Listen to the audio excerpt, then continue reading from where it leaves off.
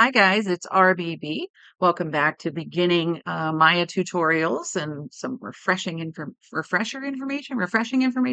I don't know how refreshing it is, but refresher. I don't know. Anyway, so this is, I guess, video number two, which video number one was on very basic screen navigation. Now we're going to look at how to create very simple primitives and how to move those primitives around. This one probably won't be very long. So what's the first thing we need to do when we start Maya, open Maya, or change to a different project? Set the project. That is correct. Up to File, Set Project. And let's go to YouTube practice and set. Okay, now if we had a scene that we already wanted to use, we could look under File, Open Scene, and see if there's a scene. Now we saved this one the other day called Yada Yada.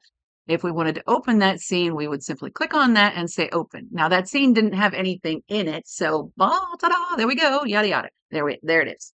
All right, I'm not going to remind you about all the navigation because we did that last time. This will go on forever. All right, we're going to create some primitives and talk about primitives. Now, primitive is another term for very basic. It doesn't mean like cavemen, right? It's just very basic. So these are our basic building blocks, our basic shapes. Now, when you were a little kid and you used those blocks that I think everyone in the entire world had, the little wooden blocks that had like cubes with like letters and numbers on them and stuff. And then you had like there were rectangles or cylinders or cones or whatever. You had really basic shapes and you would build, a house or a bridge or a pterodactyl or whatever out of them. When you were a kid, you knew that if I was going to build a house, I probably wouldn't start with a sphere, right? Or a cone. Like I would start with the shape that made the most sense. So no matter what you're building, from something as simple as like an ice cream cone or a snowman to building Godzilla, you still want to think, what are the basic shapes? So like if you look at your own arms and legs, okay, the human body, what is the most basic shape that you would build like your arms and legs out of? Those would be cylinders, right? Because we don't have hot dogs. Those would be cylinders, just tubular shapes. And your fingers, right? Basic cylinders. When you're modeling, like with clay and things like that, you start out with little noodles, right? To make arms and legs and fingers and things like that. So you just think, what's the most logical basic shape to start with? Now, the basic shapes that we have are, to start with, we have a cube. Okay, so to create a cube, again, there's 1,000 different ways. If you know a different way to do it, knock yourself out. Okay, so in poly modeling right here, I just clicked on this cube right here. Okay, to create a cube, just to show you, in case you're one of those people, there are plenty of other ways to do it, including holding down the space bar. Now, this is super old school. Hold down the space bar, go to create and polygon primitives cubes. Now, remember, you only have so many clicks and you die. The other way, of course, is you can go up here to create the polygon primitives and cubes. You can also put it in the code. There are 100 ways to do it, okay? The simplest way is just to click on the cube right here in poly modeling and poof, there it is. It's born right here at the origin. Okay, the origin is 0, 0, 0. Okay, remember X, Y, Z, 0 in X, 0 in Y, and 0 in Z. Now, if I left click on it, that will select it. I'm also going to middle mouse scroll to zoom in and alt middle mouse to sort of center this. Okay, another way to center something is something is off center is to just hit F, which is like focus. Okay, if you remember, the F is focus. Probably want to keep like a little running note because I'm going to tell you lots of hotkeys. But that will focus in whatever is selected. When you hit F, it makes it the center of the world. Now, in this case, the center of our world still happens to be the origin 0, 0, 0. Okay, I'm going to middle mouse scroll out a little bit. This is a cube. Okay, it is a six-sided cube like a dice or a box or whatever. Okay, if we want to move an object, remember you're going to live with your left hand on your keyboard and your right hand on your mouse. The letters W, E, and R, we're going to use those a bunch, okay? W, as in whiskey, whiskey, tango, foxtrot. Whiskey, W, if you hit W, this widget is going to come up. This is the move widget, okay? And it's also color-coded. I can move in the Y coordinate, I can move in the X coordinate, and I can move in the Z coordinate. Now, I recommend to all of my new students that you move, like if I want to move up and back, I'm going to move up and back. I don't want to just grab this one and move it around because it's hard to tell. Am I moving it up and down or am I moving it backwards and forwards? It's very hard to tell perspectively. Am I moving it up and down above and below the grid or am I moving it further back? Yeah, you really kind of can't tell. So move with the arrows, Z, right? X and Y.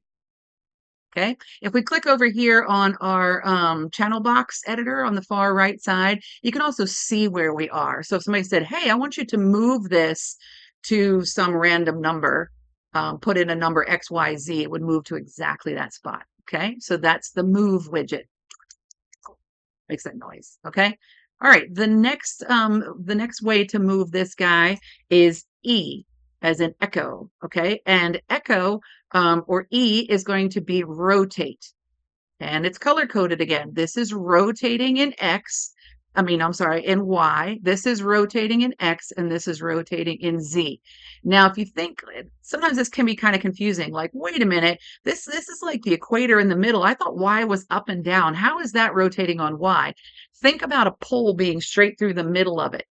Or if you stick your hands straight up in the air, like you're pointing at the ceiling, that's the Y axis. If you rotate on that axis, you're going to roll, you're going to spin around in your chair like this. That is rotating around the Y axis.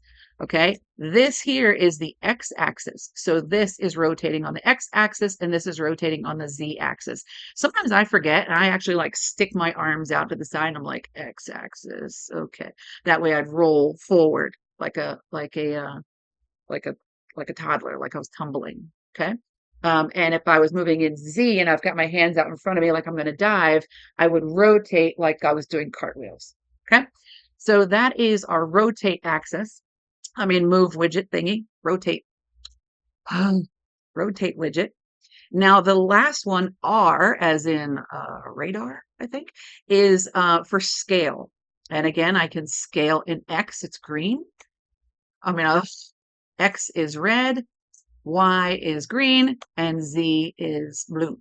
Okay, X, Y, Z, there's our little reminder, RGB, RGB. Okay, now this one, I can grab the middle because this is going to scale proportionally, taking the shape as it is and scaling it proportionally in all 3 dimensions.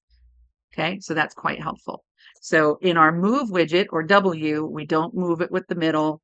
In our rotate, we don't move it from the middle. We rotate it, by the axes. But in our scale widget, it's perfectly fine to move it, in whatever proportions you need to, all right, and scale it this way. Okay, the way I remember these is W is like, where is it? That's the move tool. Okay, W where. Okay, W is where. The rotate tool, which is E, you'd think it was R, but it's not. Okay, E is the rotate tool. And the way I remember this is it's the equator, right? It throws up all these little rotational like equators, like you're dividing up the earth. And then R for scale, to me, I remember relative size. Okay, I need to move this, relatively bigger, relatively smaller, relatively taller. It's relative size. So where, equator, and relative size. Okay, WER, move, rotate, and scale. Okay, so let's go ahead and move this guy over. That was my cube, right? And just to show you again, I'm just going to drop down a cube. He just started as a cube. Got to move him over. We're going to look at some other primitives. I'm going to throw away this guy. To delete an object, you simply select it and backspace or delete. Okay, this guy's not selected. But just to show you, if I select this guy and I hit F, it's going to focus on him even though he's no longer at the origin. There's the origin. Okay, let's look at our next primitive. All right, we're going to look at the sphere. Okay, all objects are born at the origin, and it's called being born. Okay, all objects are born at the origin with half of the object in positive and negative, all those dimensions, right? Like, oh my God, this is like a high school, middle school math flashback of grids and things, right? Graphing. So the center, the belly button of this guy is at 0, 0, 0, half positive, half negative in all dimensions. Now you may look at this and say, well, hey, RBB, why did this one have like 6 really simple sides and this one looks like a disco ball? Because how do you make a round object, right? this introduces kind of a new concept. I want you to make sure that you understand. Maya likes to work in what's called quads. It wants four-sided faces. Four-sided face. 1, 2, 3, 4, 1, 2, 3, 4, 1, 2, 3, 4. Okay? Four-sided faces. Well, that's six four-sided faces, and that's not very round. So in order to make something round and spherical out of four-sided faces, think about like a disco ball, right? A disco ball looks round, but it's made of little square mirrors. So the more mirrors you have, the bigger the ball, the smaller the mirrors, the smoother it looks, the rounder it looks. Okay. So Maya just created 20 from top to bottom and 20 going around disco ball little mirrors to make a sphere. It still is just a series of polygons, four-sided polygons.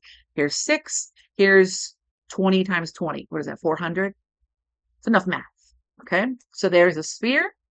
Okay, and again, move with the W tool, rotate with the E tool. Okay, and scale in different proportions. Okay, or scale relatively. Boop, boop, boop, boop. Okay, with R. All right, our next primitive shape is the cylinder. Now the cylinder, or like a can or Coke can or whatever, you can see is just a cylinder.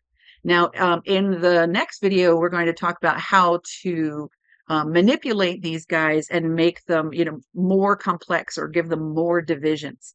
Now, you may say, hey, RBB, you've told a fib. Well, it's unlikely, but it's possible.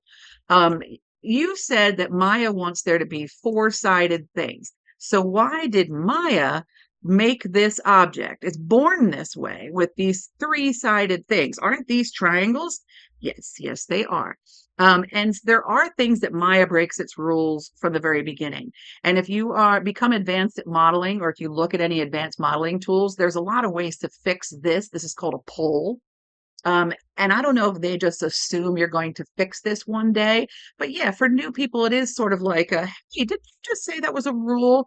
Well, Maya did it, so we're going to live with it for now. Okay. It's going to be even worse when you see the cone. Okay, so that is a cylinder. So if I want to make some arms, then I've got these long cylindrical objects, right? Okay, a series of arms and legs and whatever. Okay, or a Coke can or a tree or whatever. Think about the basic shape. Okay, the next one we're looking at is a cone. Now, a cone, like an ice cream cone or a carrot, for your snowman, or I don't know, a teepee or whatever, is a 20-sided, it's a circle, right? That's divided 20 times around the y-axis, all right, and has a unit like one unit high. It's born at the origin. Now look at this. Now, hold on now, Maya. You said you like four-sided faces, and if I'm not wrong, that's 20-side. That's a 20-sided face. You are correct, and that is totally foobar. Excuse me. That's totally foobar and not allowed and bad form. But we're going to look at how to fix it. But it is born this way. Okay. So you can sing it. I was born this way. Yeah, I guess they just assume you're going to know better and to make the changes before you move on. But just be aware that the cone, while that's very nice and convenient that it gave us that as one of the basic shapes, it is like kind of inherently broken as soon as it's born, right? It's its original sin there. Okay, move the cone over. This one is, I was going to say new, but it's probably 15 years old now. This is called a torus. Okay. A torus looks like a donut or a bagel. Okay. It's a circular, like a tube bracelet. Okay. We back in my day, if you wanted this shape, you had to make this shape, right? We had to make it out of a sphere and cut, punch holes in it and all kinds of stuff, or bend things. And it was terrible. So now you can just make this torus. Now this torus is, like most things, it is divided into 20 segments going this way and 20 segments going this way. Okay, so it's just like this round in a tube or like a circle with a hole in it. Okay, so we're going to look again in the next video of how to change the dimensions, give this more divisions or less divisions. But this is great for making things, like screws and bolts and lids and all that kind of stuff. Okay. So again, most basic kind of shape. Now, technically, if you're doing like scientific illustration or something and you're practicing shading or mold or modeling or whatever, the basic shapes, the basic shapes are really a sphere, a cone, a cube, and a cylinder. But these basic shape primitives in Maya are the ones that, you know what, we're going to use these pretty often. Just give them to us. Okay. The next one over is called the plane. Now, this one also breaks some rules because technically this one is not three-dimensional. All right. It has dimensions in X and it has dimensions in Z, but it has no dimensions in Y. You cannot make this thicker. It's just a plane. So I can be like, make it thicker, but it doesn't. Okay. This is great for like a floor, right? If this is the floor and I'm never going to see under it, it doesn't need thickness, or a wall or something like that. Okay. So that plane is very useful and handy dandy that they give it to us right at the beginning as the primitives. Now, there are some other ones that are like a polygon disc. And then right over here in the platonic solids, if you right click on this little triangle right here, you can make a pyramid, a prism, a pipe, a helix, a gear, a soccer ball. These are like even more sort of specialized, but let's just stick with the primitives. Okay.